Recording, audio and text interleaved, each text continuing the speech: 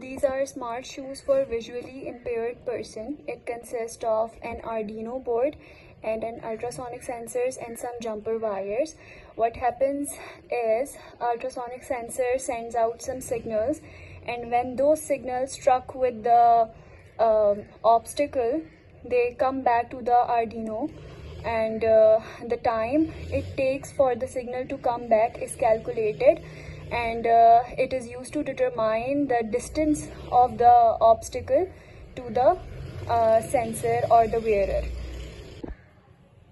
Now I have defined distances in the code that if the distance between the ultrasonic sensor and an obstacle is less than 6000, the buzzer will start beeping.